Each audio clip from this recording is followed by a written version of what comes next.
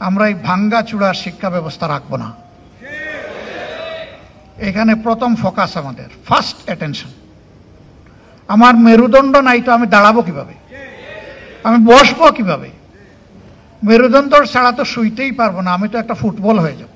একটা দেশের মেরুদণ্ড হলো সেই দেশের শিক্ষা ব্যবস্থাটা, আর আমাদের বাংলাদেশের শিক্ষা ব্যবস্থাটা হলো পুরো ভঙ্গুর। চলুন জামাতে আমির ডক্টর শফিকুর রহমানের পুরো বক্তব্যটা একটু শুনি, তারপর আমরা নিজেদের মন্তব্য কমেন্টে জানাবো।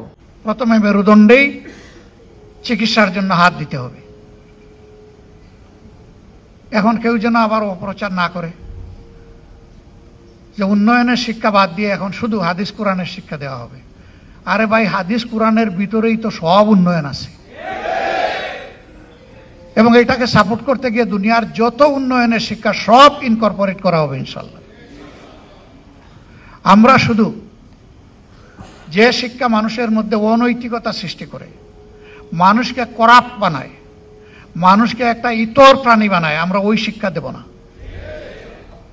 মানুষকে যে শিক্ষা মানুষ বানায়, যে শিক্ষা প্রত্যেকটা মানুষকে সম্মান করতে শেখায়, মর্যাদা দিতে শেখায়, আমরা ইনশাল্লাহ সেই শিক্ষাটাই আমাদের ছেলে মেয়েদের হাতে তুলে দেব। এবং এই শিক্ষার সাথে সর্বোচ্চ বৈষয়িক উৎকর্ষের শিক্ষাটাও থাকবে। নৈতিক আর বৈষয়িক দুই শিক্ষার মহামিলন হবে ইনশাআল্লাহ, যার ফলে শিক্ষার পাঠ চুকিয়ে একটা ছেলে কিংবা মেয়ে বের হওয়ার পরে তার যোগ্যতা অনুযায়ী সে কাজ পেয়ে যাবে। হয় সে উদ্যোক্তা হবে, না হয় সে সার্ভিসের একটা জায়গা পেয়ে যাবে, সে বেকার থাকবে না। বেকারত্ব তো জাতির জন্য ক্ষতির কারণ। হ্যাঁ, বয়স যাদের হয়ে গেছে, এই দেশকে জাতিকে সেবা দিয়ে এখন আর শরীর যাদের কুলোয় না, তারা ইনশাল্লাহ বেকার নন, আমাদের সম্মানিত সম্পদ হিসাবে আমাদের বুকে থাকবেন ইনশাল্লাহ। কিন্তু কোনো যুবক যুবতী কাজের বাইরে থাকবে না, কাজ যেটাই হোক তার হাতে একটা থাকবে।